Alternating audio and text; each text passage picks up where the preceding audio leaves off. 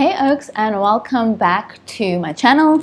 We're not going to do a Sister Lock Saturday this week because there isn't much of an update. I still have not retightened my hair, but it is in the works. So when I'm able to get an appointment, I'm just going to head to my consultant and make sure that we keep these babies in check. I think I'm experiencing my first bout of, is it slippage? The stuff that happens at the root, right back here.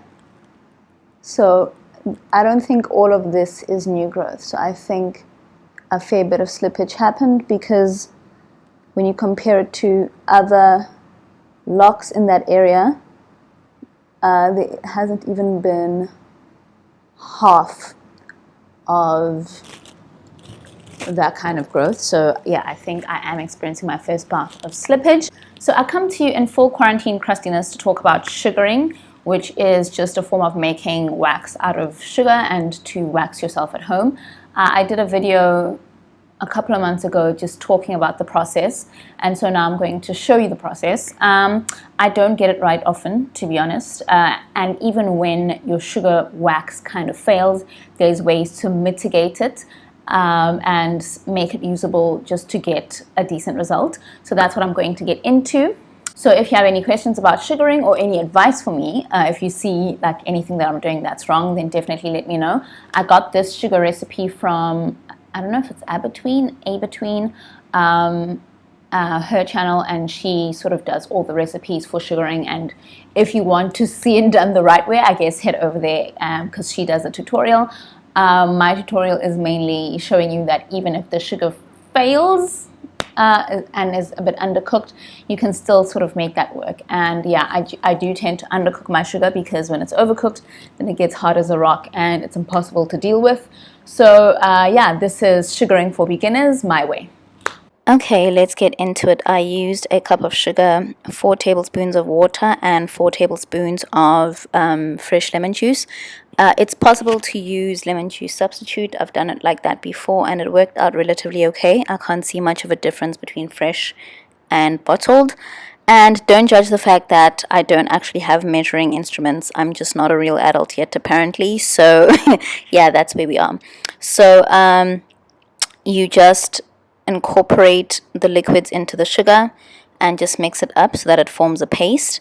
And then you are ready to turn the heat on, essentially. And when you put the heat on, the sugar will dissolve further into the water. I started off on high heat just to get the pan hot, and then I lowered it to a medium-high heat, and that's where I left it until it came to a boil. It's best to keep stirring your sugar so that none of it burns. So you keep it moving and stir consistently until it starts to bubble. And what I noticed is that if you wait until it becomes a proper golden brown, it becomes a little bit too stiff. So the second I see a hint of color, even if it's a bit light, I stop and take it off the heat. And as you can see over there, it darkens over time. I let it cool for too long because I have the attention span of a ferret, and so the wax is completely cold at this point and it's quite tough and sticky. So what I do is use a bit of water on my fingertips just to loosen up the sugar and so that it doesn't stick to my hands very much. If you do cook it a little bit longer, you're going to want to mold this when it's still warm. I just did this again so that you can see how tough it can get and how stiff it can get when you let it get cold. So I usually undercook my sugar because my air conditioner is always on and the house is always quite cold. So when it seizes up all the way. And yes, I use a little bit of talcum powder or baby powder, whatever you want to call it. That just helps to get moisture of the skin, and it helps the wax to properly adhere to your skin. So any oils or moisture that may be on your skin can make it so that the wax can't grip your hair. So what you want to do is just mold it onto your skin 2 or 3 times in the opposite direction of hair growth and pull out towards your hair growth so that you don't get ingrown hairs, or it lessens the chance of ingrown hairs. You can see my hair in the wax over there. As you work with the wax, on your body, it does get a bit warmer and a bit easier to mold. So in the beginning, you saw that it was quite stiff and it was quite hard to make it adhere to my skin. But as we go along, it sort of spreads a little bit more easily and more smoothly. And it gets easy to wax with when it's a bit warm, but once it gets too warm, it becomes a little bit too sticky and it'll be time to change pieces. So you can use the same piece for quite a while before you have to change, but it's unlikely that you'll be able to use one piece for your whole leg. I don't know if I've just gotten it wrong so far, but it does a good job of removing the wax.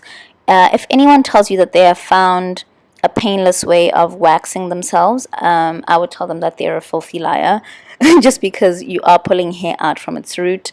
And so even though sugar wax is slightly less painful than waxing at a salon, it is still very painful, especially when you do a bikini wax. So yeah, I'd like to be honest with you guys about that and just to be careful about that. And the more you wax, the thinner your hair grows in, so that makes it slightly less painful as time goes on. But again, it's still ripping hair out from the roots, so it'll never be completely painless. But I'm hoping the more I do this and the more I practice, the more resistant to the pain I'll get. I don't think the pain will be any less, but maybe I will notice it less. So you can see my leg just getting a little bit red just from the friction. My skin is that way, so it's not that it's super painful. So you can see the difference between where my hair still is and the wax part of my leg. And so when you're done with waxing, you just take a soothing oil. I have a mix of jojoba oil, castor oil, and a little bit of lavender oil because it has soothing properties, but only a few drops because too much will burn your skin. And I just moisturize my leg afterwards to help the skin sort of not become inflamed and just soothe it after the bit of trauma that was waxing. And so here you see a side-by-side comparison of my legs, and you can see that the wax really does do a good job of getting rid of the hair. And yes, you see a little bit of redness, but that will subside within a couple of hours. And yes, so that is my take on home sugaring wax. And even if your formula isn't 100% okay, you can still get a good wax. So enjoy. Let me know how it goes for you. So that about covers it, guys. I hope you enjoyed the video. I hope that it helps you out. And the thing is, with waxing, there's no way around it. It's going to be painful. And so it's one of those things, like if you have a low threshold for pain, just don't do it. It's, you know what I mean? It's not compulsory. It's not necessary. You can still look good with your body hair. We're not prepubescent, so body hair is something that happens. But if you do sort of want to invest in waxing all the time, my advice would be to stay with it. So I did it a couple of times last year and my hair was starting to thin out. So it did start to hurt a little bit less. But then I haven't bothered to wax this entire year. So my bikini wax was sore. Like, I'm not going to lie, it's painful. But yeah, so I need to decide for myself now if I'm going to maintain a fully Brazilian waxed area or if I'm just going to trim it and be comfortable. And I'm still weighing it up at this point, you know, because it's by no means like compulsory to be that way down there, even when, you know, like Instagram and all of that kind of makes you feel that way. And I mean, you know, for certain bikinis, for certain outfits, you might want to spruce things up out there. But I'm just saying that if you are going to do it, then keep up with your waxes. I think that is the biggest favor that you can do yourself, because then it will not hurt. Because the first one, let me tell you, is going to be the worst one. But after that, as you know, the hair follicles grow in a bit thinner, it does tend to be slightly less painful, but painful nonetheless. That I'm not going to lie to you about. And I'll definitely come back for an update when my hair is retightened. And I don't know, yeah, we can do like a little get to know me. So if there's anything that you'd like to know, for anything that you'd like to ask, then definitely let me know in the comments below. And I'll do, yeah, I think my next video will be maybe a retightening update and a little get to know me. So I would appreciate it if you just let me know anything that you wanted to know, any questions that you might ask, why it is that I live in the UAE right now, any of those things. Definitely leave them in the comments below and I will address them in the next video. So I hope you enjoy your Saturday and I will see you next week.